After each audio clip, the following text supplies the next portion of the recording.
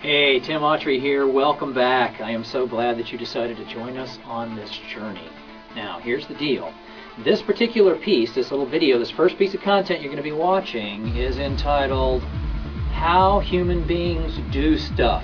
I know it's a very technical title, and I think you'll find it a little bit entertaining. What you're going to be watching is a live presentation where I am presenting really one of the key fundamental aspects of human performance and human error reduction. Now, it's important that you watch this all the way through because I'm going to come back at the end and I am going to ask you a question and you're going to have the opportunity to win tuition to the HU 2.0 program. So watch the video, enjoy it, and I'll be back when it's over.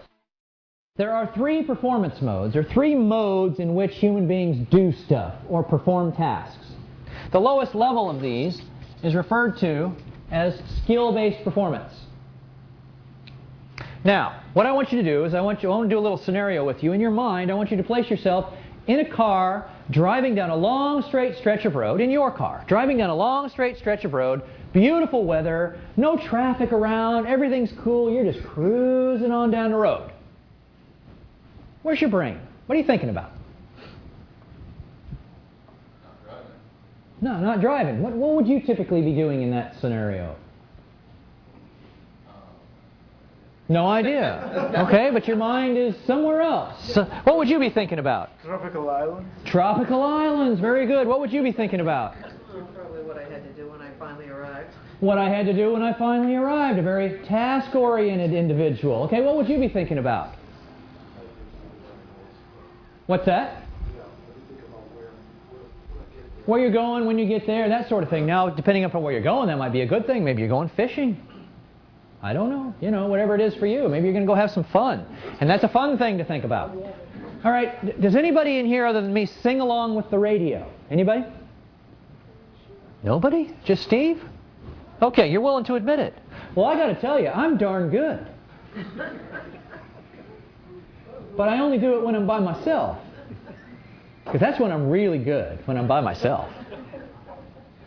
So, the whole point is, we're driving down the road, and we don't have to give a whole lot of conscious thought to driving that car, do we? Now let me ask you a question. Are you a safe driver under those conditions?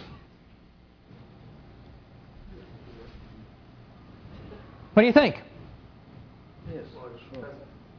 One way to be safe. Sure, we're safe drivers. When's the last time any one of us ever had an accident under those conditions? We're very safe drivers under those conditions. As a matter of fact, if you put little video cameras in your car, you would see that periodically you're checking your rearview mirror, you're checking your side view mirrors, your hands are going like this, keeping the car right down the center of the lane, your foot is applying exactly the right pressure to the accelerator, or maybe you're on cruise control depending upon how things are going. The whole point is you're a very safe driver and you're actually checking all this stuff out. But because you've developed the skill to drive the car, it doesn't require a whole lot of overt conscious thought to make that happen. So consequently, our mind's free to do whatever. Freebird's one of my favorites, by the way. What do you want to hear? All right, so now you're going down the road, long straight stretch of road, and there's an intersection coming up ahead, and you happen to notice that the light goes from green to yellow to red. Red means what? Stop. Stop. Absolutely correct. That is a rule that we have in our minds. Now, did you know that the day that you were born that red meant stop?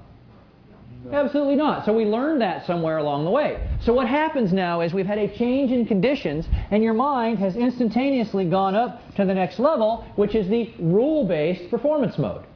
And here's the way it works. Red means stop. Foot starts easing off of accelerator. Foot moves over to the left. Foot starts applying a little pressure to the brake pedal. A little more pressure to the brake pedal. Car comes to a stop exactly where you want it to. And for those of us who might happen to drive manual transmission cars, in addition to that, your left foot comes up off the floor, moves over a little bit to the right, and pushes in the depresses the clutch pedal in at exactly the right moment. And your mind just does this with incredible efficiency because it's rule, rule, rule, rule, rule, rule, rule, and we'd all do exactly the same thing. Am I right? And that's the way it works because we've gone up to rule-based performance. Now, let's say it's a really long red light. You sit there long enough, where's your mind likely to go? Somewhere else. Okay, maybe the chorus of Freebird's about to come on the radio and you're rocking. Okay. The whole point is your mind is going to revert back down to skill-based if you wait there long enough. Now, we all work with or directly interface with, in some capacity, electricity. Am I right? And therefore, we all are very well aware that electricity takes the path of what? Least resistance. Are you aware that our mind works on nothing more than a series of electrical impulses? That's it. And those synapses firing and all that. That's how physically we've manifested those rules in our brains. All those neurons hooking up. Well, I would assert to you that just as electricity in those 345 kV lines, for example, wants to find the least path of resistance to ground, so does the electricity in our brains. Therefore, I would say basically that our brains are lazy. And we like to exist as much as possible in the lowest possible state. Now, let's paint a little different scenario. Say you're going down that long straight stretch of road, intersection coming up ahead, you happen to notice that the light goes from green to yellow to red. Red means what? Stop. Okay, so your foot comes off the accelerator, moves over to the left, starts applying a little pressure to the brake pedal, starts applying a little more pressure to the brake pedal, starts applying a little more pressure to the brake pedal, and your car does not slow down. What are you going to do? Quick, you got to make a decision. Shift into lower gear. Shift into lower gear. Very good. What are you going to do? Jump. Jump. Okay. That's a little extreme. What are you going to do? Try the emergency. Emergency brake. Very good. What are you going to do? Emergency brake. How about you? The brake. The brake? Yeah. After doing all that, take it out of overdrive. Take it out of overdrive. What would you do? Emergency brake. Okay? Here's the deal. In these two modes right here, we all did exactly the same thing. All right?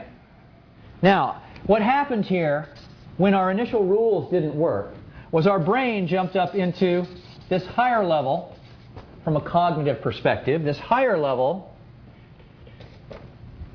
of performance called the knowledge mode or the knowledge-based mode. And I asked about 7 people what they would do, and I got 4 or 5 different answers. The whole point is, when we go up into the knowledge-based mode, we don't have a clue what any given human being is going to do at any given point in time. It's also been statistically proven that in the knowledge-based mode, we have a 50-50 chance of making the wrong choice. So here's the deal. If we find ourselves going from rule-based to knowledge-based mode, what are we supposed to do? It's exactly what that red box says at the bottom of the page. This is the crux of the biscuit. I love that phrase. I have no idea what it means, but I love it. This is the crux of the biscuit as to why this stuff works so incredibly well. Because these tools are all designed and are incredibly effective down here in the skill-based and rule-based modes. And we have specific tools that tell us if we find ourselves getting out of this, stop, get your hands away from the equipment, step away from the panels. Get out of the calculation, whatever it happens to be for you, and get it resolved before you proceed. Does that all make sense?